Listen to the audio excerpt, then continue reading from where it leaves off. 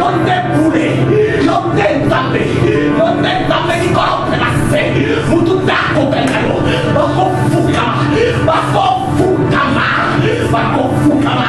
la puissance de la grande richesse est tombée. Oui, la joie qui pose à ses pieds, au Luxembourg, oh Yahweh, ton Békissa, Seigneur, ton cœur est d'amour, ton cœur est d'amour, tu ne veux pas que tu m'embellisses, Seigneur, ton cœur est d'amour, Jésus, peu importe, l'annonce que j'ai faite, Seigneur, c'est bravo, Yahweh, Seigneur, tu aimes le défi, tu aimes le défi, et tu montreras que tu es le Dieu des cieux, le Dieu créateur des cieux et de la terre, tu montreras, Seigneur Jésus-Christ, que tu as écrasé Satan à la croix, que tu as écrasé Satan, tu l'as écrasé, je le confesse, tu l'as écrasé, je le confesse, tu l'as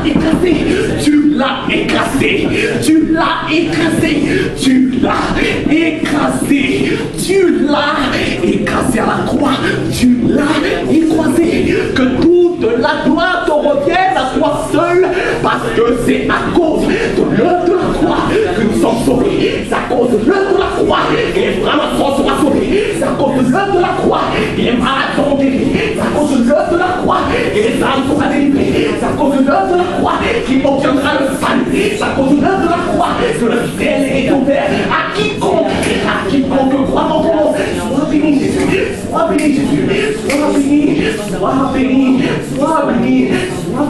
que toute la gloire revienne à toi seul, que toute la gloire revienne à toi seul, Jésus de Nazareth. Sois béni Seigneur. Amen. Sois béni, Amen. Sois béni Seigneur. Alléluia. Amen.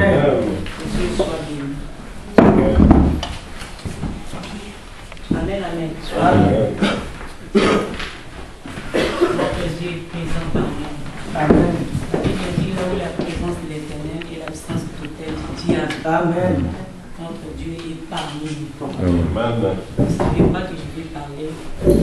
Je suis quelqu'un qui est timide. Mais le Seigneur me pousse à parler. Et je dis Seigneur, je vais parler. Amen. Je donne mes raisons. Je dis Seigneur, tu sais, je mélange des mots, je ne parle pas bien, je ne parle pas assez bien, Seigneur. Mais le Seigneur m'a dit, ouvre ta bouche, faut que je parle. Amen. Nous sommes des pères vivants, nous méditons la parole, n'est-ce pas? Amen. Amen. C'est ce que nous méditons, nous allons partager ça. Galates.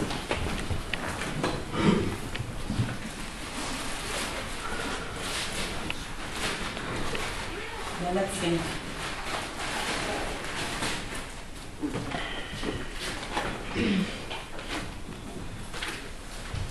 Galates 5 à partir du verset 7 jusqu'au verset 11. Tu peux nous lire? Galates 5 à partir du verset 7. Vous courriez bien. Qui vous a arrêté pour vous empêcher d'obéir à la vérité? Cette influence ne vient pas de celui qui vous appelle. Un peu de levain prélevé toute la pâte, de cette confiance en vous, dans le Seigneur, que vous ne penserez pas autrement. Mais celui qui vous trouve, quel qu'il soit, emportera la peine. Pour moi, frère, si je prêche encore la circoncision, pourquoi suis-je encore persécuté? Le scandale de la croix est donc aboli. Ici, c'est l'apôtre Paul qui dit aux Galates, il dit que vous courez bien, vous avez bien commencé, qui vous a arrêté? Vous courez, vous savez, quand on fait une rencontre avec notre Seigneur, il y a le fait, il y a la prière, on médite la parole, on est là dans le fait, on s'est présé, on regarde là où on a péché, on contrôle notre vie. Mais du coup, on va voir qu'il n'y a plus le fait, il n'y a pas le fait, il n'y a pas la vie de méditation, il n'y a rien. C'est comme s'il y avait le fait et du coup c'est éteint. Et apôtre Paul ici, il dit, vous courez bien, qui vous a arrêté pour empêcher d'obéir à la vérité? Donc on marchait dans la vérité, mais du coup on commence à mélanger des choses. Et il dit, cette influence ne vient pas de celui qui vous a appelé.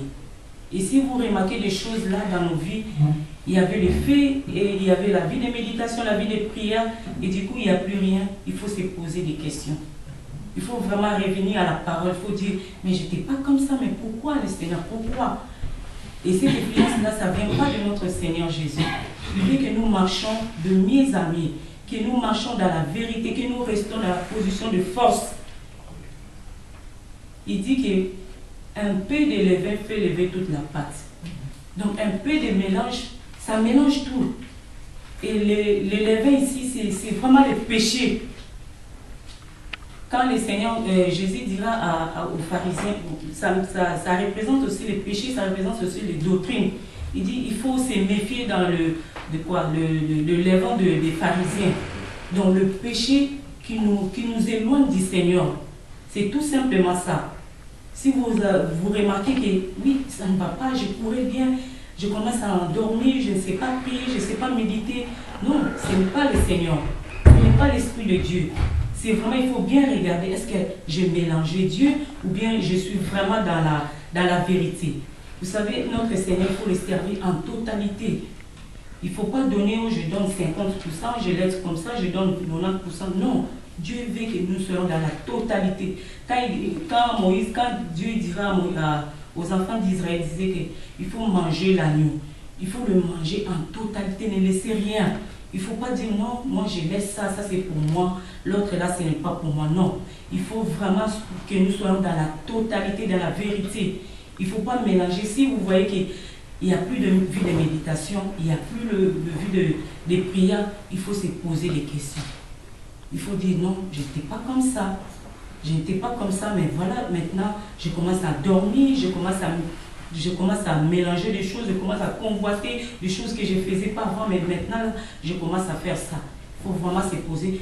C'est vraiment le péché qui est en nous. Vous savez, ça vient un peu après, ça prend vraiment la place.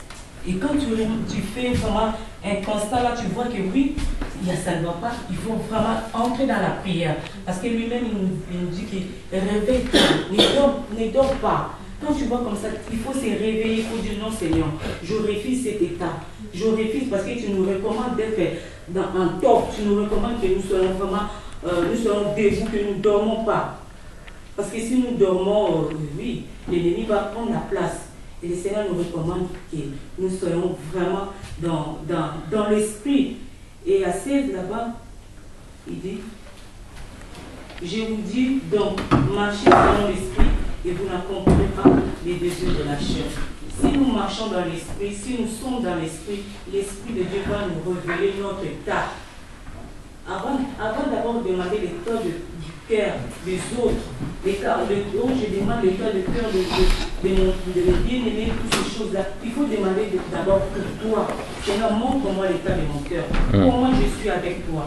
Comment? C'est vrai que je marchais, mais je ne comprends pas. À des fois, on dit, oh non, je suis dans le désert, le Dieu m'impose ça, je suis dans le désert. Non, bien aimé. À des fois, c'est les péchés.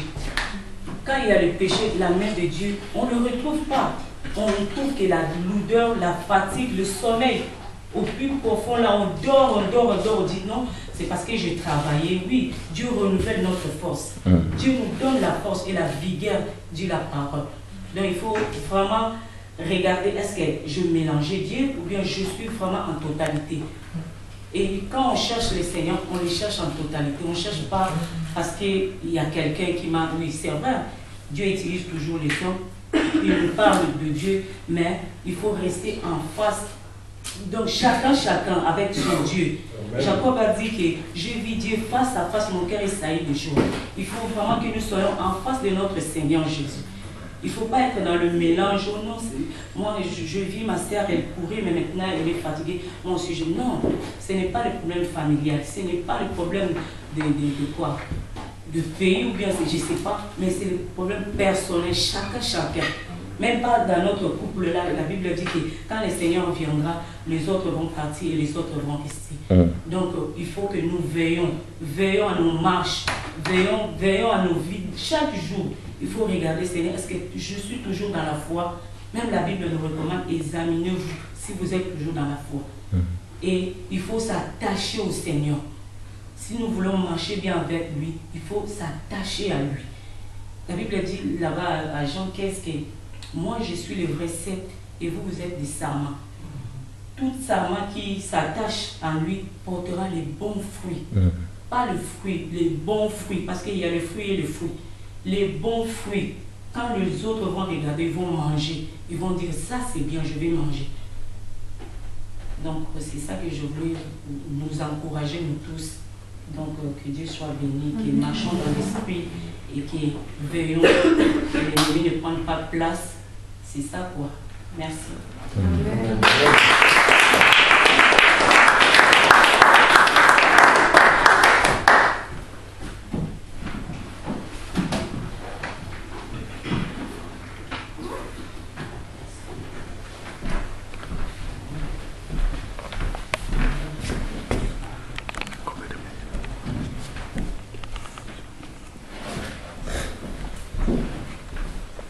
Alléluia.